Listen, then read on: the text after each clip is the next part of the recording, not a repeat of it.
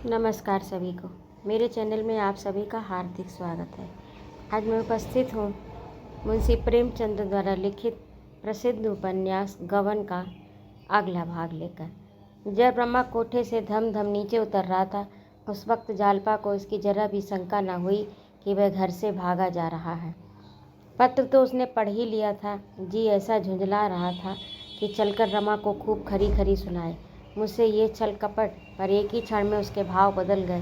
कहीं ऐसा तो नहीं हुआ कि सरकारी रुपए खर्च कर डाले हों। यही बात है, रतन के रुपए शराब को दे दिए। उस दिन रतन को देने के लिए शायद वे सरकारी रुपए उठा लाए थे। ये सोचकर उसे फिर क्रोध आया, ये मुझसे इतना पर्दा क्यों करते हैं, क्यों मुझसे बढ़ चढ़ कर बातें करते थे।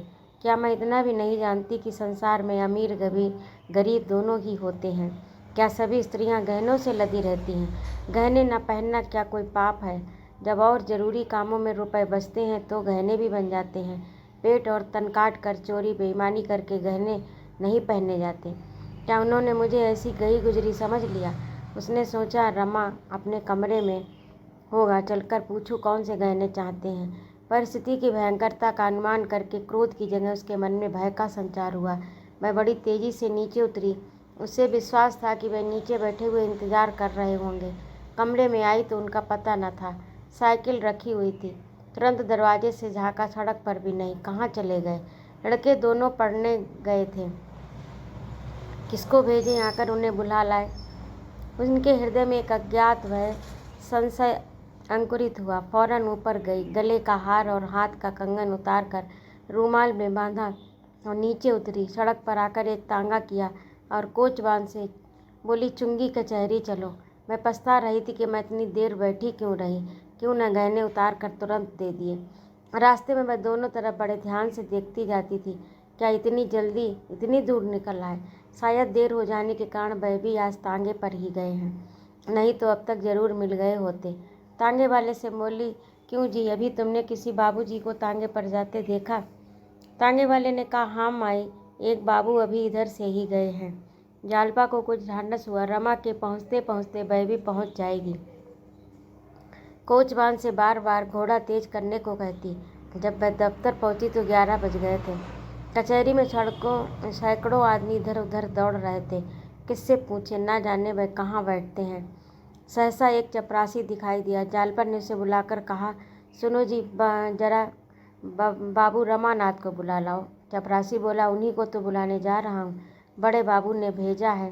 क्या आप उनके घर से ही आई हैं? जालपा, हाँ, मैं तो घर से ही आ रही हूँ। अभी 10 मिनट हुए वह घर से चले हैं। चपरासी, यहाँ तो नहीं आए।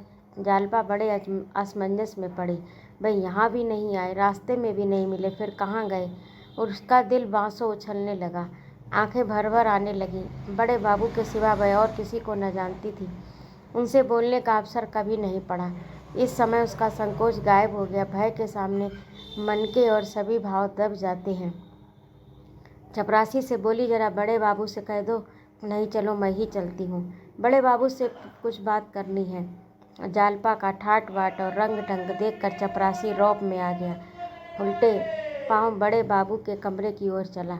जालपा उसके पीछे हो ली। बड़े बाबू खबर पाते ही तुरंत बाहर निकल आए। जालपा ने कदम आगे बढ़ाकर कहा, क्षमा कीजिए बाबू साहब, आपको कष्ट हुआ। ये 15-20 मिनट हुए घर से चले, क्या अभी तक नहीं आए? रमेश, अच्छा, आप मिसेज रमानाथ हैं? अभी तो यहाँ नहीं आए, मगर दफ्तर के वक्त सैर सपाटे करने की भी तो उनकी आदत न थी। जालपा ने चपरासी की ओर ताकते हुए कहा, मैं आपसे कुछ अर्ज करना चाहती हूँ। रमेश, तो चलो अंदर बैठो, यहाँ कब तक खड़ी रहोगी? मुझे आश्चर्य है कि वह गए कहाँ। कहीं बैठे शतरंज तो नहीं खेल रहे? जालपा, नहीं बाबूजी, ऐसा भय हो रहा है कि वह कहीं और न चले गए हों। अभी 10 मिनट हुए उन्होंने मेरे नाम एक पुर्जा लिखा था। जेब से टटोल कर, जी हाँ, देखिए ये पुर्जा मौजूद है। आप उन पर कृपा रखते हैं तो कोई पर्दा नहीं। उनके जिम्मे कुछ सरकारी रुपए तो नहीं निकलते? रमेश ने चकित होकर कहा, क्यों, उन्होंने तुम्हें कुछ नहीं कहा? जालपा, नहीं, इस विषय में कभी एक शब्द भी नहीं कहा। रमेश को समझ में नहीं आता, आज उन्हें 300 रुपये जमा करना है। परसों की आमदनी उन्होंने जमा नहीं की थी। नोट थे, जेब में डालकर चल दिए। बाजार में किसी ने नोट निकाल लिए। और देवी की पूजा तो नहीं करते? किसी और देवी की पूजा तो नहीं करते। जालपा का मुख लज्जा से नत हो गया। बोली, अगर ये ऐब होता तो आप भी उस इल्ज़ाम से ना बचते। जेब से किसी ने निकाल अवश्य लिए होंगे। मारे शर्म के मुझसे कहा ना होगा। मुझसे जरा भी कहा होता तो तुरंत रुपए निकाल कर दे देती। इसमें बात ही क्या थी। रमेश बाबू ने अविश्वास के भाव से पूछा, क्या घर में रुपए हैं? जालपा ने निशंक होकर कहा, 300 चाहिए ना, मैं अभी लिए आती हूँ। रमेश कहकर वह घर पर आ गए। रमेश, अगर वह घर पर आए तो भेज देना। जालपा आगे आकर तांगे पर बैठी। जालपा बाहर आकर तांगे पर बैठी और कोचवान से चौक चलने को कहा। उसने अपना हार बेच डालने का निश्चय कर लिया। यूँ उसकी कई सहेलियाँ थीं जिनसे रुपए मिल सकते थे। स्त्रियों में बड़ा स्नेह होता, पुरुषों की भांति। उनकी मित्रता केवल पान पवों तक समाप्त नहीं हो जाती। मगर अवसर नहीं था। सर्राफ में पहुंचकर वह सोचने लगी, किस दुकान पर जाऊं। भय हो रहा था कहीं ठगी न जाऊं। इस सिरे से उस सिरे तक चक्कर लगा आई, किसी दुकान पर जाने की हिम्मत न पड़ी। उधर वक्त भी निकला जाता था। आखिर एक दुकान पर एक बूढ़े सर्राफ को देखकर उसका संकोच कम हुआ। सर्राफ बड़ा घाघ था। जालपा की झिझक और हिचक देखकर बोला, समझ गया, अच्छा शिकार फंसा। जालपा ने हार दिखाकर कहा, आप इसे ले सकते हैं। सर्राफ ने हार को देखकर कहा, मुझे 4 पैसे की गुंजाइश होगी तो क्यों नहीं लेगा। माल चोखा नहीं है। जालपा, तुम्हें लेना है इसलिए माल चोखा नहीं है, बेचना होता तो चोखा होता। कितने में लोगे? सर्राफ, आप ही कह दीजिए। सर्राफ ने 350 दाम लगाए। बढ़ते बढ़ते 400 तक पहुंचा। जालपा को देर हो रही थी। रुपए लिए और चल खड़ी हुई।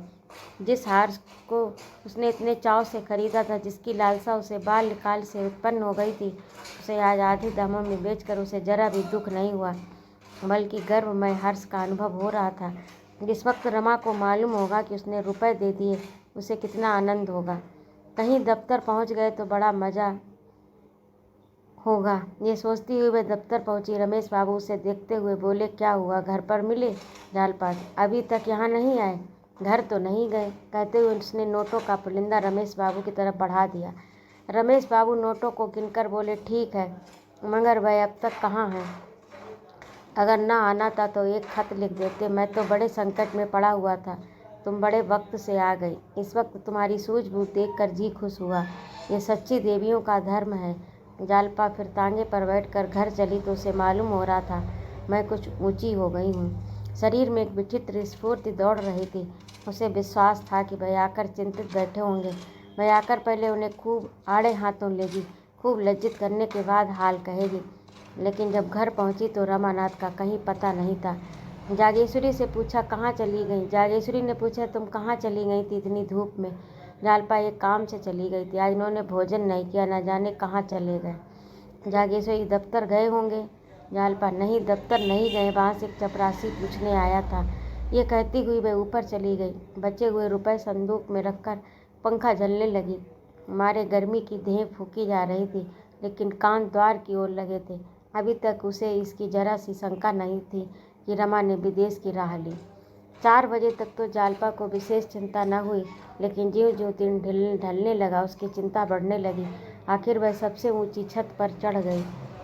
उसके जीर्ण होने के कारण हालांकि उसके जीर्ण होने के कारण कोई ऊपर नहीं जाता था। वहाँ चारों तरफ दौड़ाई निगाह, लेकिन रमा किसी तरफ दिखाई नहीं दिया। जब संध्या हो गई तो रमा ना घर आया तो जालपा का जी घबराने लगा। कहाँ चले गए? मैं दफ्तर से घर आए बिना कहीं नहीं जाते। अगर किसी मित्र के घर होते तो क्या अब तक न लौटते? मालूम नहीं जेब में कुछ है भी या नहीं। बेचारे दिन भर से ना मालूम कहाँ भटक रहे होंगे। फिर पछताने लगी। उसका पत्र पढ़ते ही उसने क्यों न हार निकाल कर दे दिया, क्यों दुविधा में पड़ गई। बेचारे शर्म के मारे घर न आते होंगे। कहाँ जाएं, किससे पूछे। चिराग जल गए तो उससे रहा न गया। सोचा शायद रतन से कुछ पता चले। उसके बंगले पर गई तो मालूम हुआ आज तो वह इधर आए ही नहीं। जालपा ने उन सभी पार्कों मैदानों को छान डाला जहाँ रमा के साथ वह बहुधा घूमने जाया करती थी। 9 बजते बजते निराश लौट आई।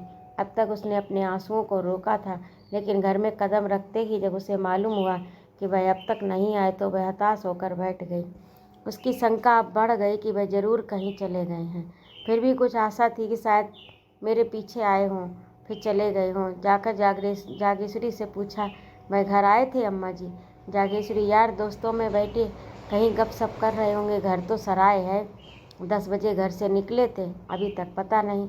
जालपा दफ्तर से घर आकर तब कहीं जाते थे, आज तो आए नहीं। कहिए तो गोपी बाबू को भेज दूं, जाकर देखे कहाँ रह गए। जागेश्वरी, लड़के इस वक्त कहाँ देखने जाएंगे, उनका क्या, ठीक है थोड़ी देर और देख लो, फिर खाना उठाकर रख देना। और कहाँ तक इंतज़ार करें? जालपा ने इसका कुछ जवाब न दिया। दफ्तर की कोई बात उससे न कही। जागेश्वरी सुनकर घबरा जाती और उसी वक्त रोना पीटना मच जाता।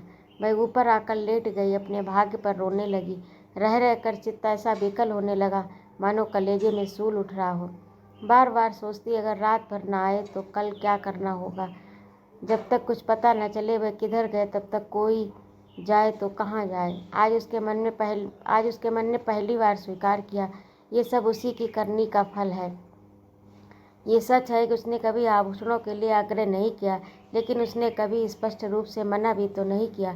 अगर गहने चोरी हो जाने के बाद इतनी अधीर न हो गई होती तो आज दिन ये क्यों आता। मन की इस दुर्लभ अवस्था में जालपा अपने भार से अधिक भाग अपने ऊपर लेने लगी। वह जानती थी रमा रिश्वत लेता है, नोच खसोट कर रुपए लाता है, फिर भी कभी उसने मना नहीं किया। उसने खुद क्यों कमली के बाहर पाँव ब्यार निकाला, क्यों रोज सैर सपाटे की सूझती थी, उपहारों को ले लेकर वह क्यों फूली न समाती थी। इस जिम्मेदारी को वह भी इस वक्त जालपा अपने ही ऊपर ले रही थी। रमानाथ ने प्रेम के बस होकर उसे प्रसन्न करने के लिए ही तो सब कुछ करते थे। रमानाथ प्रेम के बस होकर उसे प्रसन्न करने के लिए तो सब कुछ करते थे। युवकों का यही स्वभाव है। फिर उसने उनकी रक्षा के लिए क्या किया? क्यों उसे नहीं ये समझ आई कि आमदनी से ज़्यादा खर्च करने का दंड एक दिन भोगना पड़ेगा। अब उसे ऐसी कितनी ही बातें याद आ रही थी जिनसे उसे रमा के मन की विकलता का परिचय पा जाना चाहिए था, पर उसने कभी इन बातों की ओर ध्यान नहीं दिया। जालपा इन्हीं चिंताओं में डूबी हुई न जाने कब तक बैठी रही। जब चौकीदारों की सीटियों की आवाज़ उसके कान में आई तो वह नीचे जागेश्वरी से बोली, वह तो अब तक नहीं आए, आप चलकर भोजन कर लीजिए। जागेश्वरी बैठी बैठी झपकियाँ ले रही थी, चौंक कर बोली, कहाँ चले गए जालपा? वह तो अब तक नहीं आए। जागेश्वरी, अब तक नहीं आया? आधी रात तो हो गई होगी। जाते वक्त तुमसे कुछ कहा भी नहीं? जालपा, कुछ नहीं। जागेश्वरी, तुमने तो कुछ नहीं कहा। जालपा, मैं भला क्यों कहती। जागेश्वरी, तो मैं लाला जी को जगाऊं? जालपा, इस वक्त जगाकर क्या कीजिएगा, आप चलकर कुछ खा लीजिए। जागेश्वरी, मुझसे अब कुछ न खाया जाएगा। ऐसा मनमौजी लड़का है, कुछ कहा न सुना, जाने कहाँ जाकर बैठ रहा। कम से कम कहला तो देता कि इस वक्त ना आऊँगा। जागेश्वरी फिर लेट रही, मगर जालपा उसी तरह बैठी रही, यहाँ तक कि सारी रात गुजर गई। पहाड़ सी रात, जिसका एक एक पल एक एक वर्ष के समान कट रहा था। 1 सप्ताह हो गया रमा का कहीं पता नहीं, कोई कुछ कहता कोई कुछ। बेचारे रमेश बाबू दिन में कई बार आकर पूछते, तरह तरह के अनुमान हो रहे। केवल इतना ही पता चलता कि रमानाथ 11 बजे रेलवे स्टेशन की ओर गए थे। मुंशी दयानाथ का ख्याल है, यद्यपि वे इसे स्पष्ट रूप से प्रकट नहीं करते, कि रमा ने आत्महत्या कर ली। ऐसी दशा में यही होता है कि इसकी कई मिसालें उन्होंने खुद आंखों से देखी हैं। सास और ससुर दोनों ही जालपा पर सारा इल्ज़ाम थोप रहे हैं। साफ साफ कह रहे हैं इसी के कारण उसके प्राण गए, इसने उसका नाको दम कर लिया। पूछो थोड़ी सी तो आपकी आमदनी, फिर तुम्हें रोज़ सैर सपाटे और दावत तगाजे की क्यों सूझती थी। जालपा पर किसी को दया नहीं आती, कोई उसके आंसू नहीं पोंछता। केवल रमेश बाबू उसकी तत्परता और सद्बुद्धि की प्रशंसा करते हैं, लेकिन मुंशी दयानाथ की आंखों में उस कृत्य का कोई मूल्य नहीं। आग लगाकर पानी लेकर दौड़ने से कोई निर्दोष नहीं हो जाता। एक दिन बाद दयानाथ वाचनालय से लौटे तो मुँह लटका हुआ था। एक तो उसकी सूरत यूं ही मुहर्रमी थी, उस पर मुँह लटका लेते थे तो कोई बच्चा भी कह सकता था कि इनका मिजाज बिगड़ा हुआ है। जागेश्वरी ने पूछा, क्या है, किसी से कहीं बहस हो गई क्या? दयानाथ, नहीं जी, इन तकाजों वालों से परेशान हो गया हूँ, जिधर जाओ उधर लोग नोचने दौड़ते हैं। न जाने कितना कर्ज ले रखा है। आज तो मैंने साफ कह दिया, मैं कुछ नहीं जानता, किसी का देनदार नहीं हूँ, जाकर मेम साहब से मांगो। इसी वक्त जालपा आ पड़ी। वह शब्द उसके कानों में पड़ गए। इन 7 दिनों में उसकी सूरत ऐसी बदल गई थी, पहचानी न जाती थी। रोते रोते आंखें सूज गई थी। ससुर के ये कठोर शब्द सुनकर तिलमिला उठी। जी हाँ, आप उन्हें सीधे मेरे पास भेज दीजिए। मैंने या तो समझा दूंगी या उनके दाम चुका दूंगी। दयानाथ ने तीखे होकर कहा, क्या दे दोगी तुम? हजारों का हिसाब है।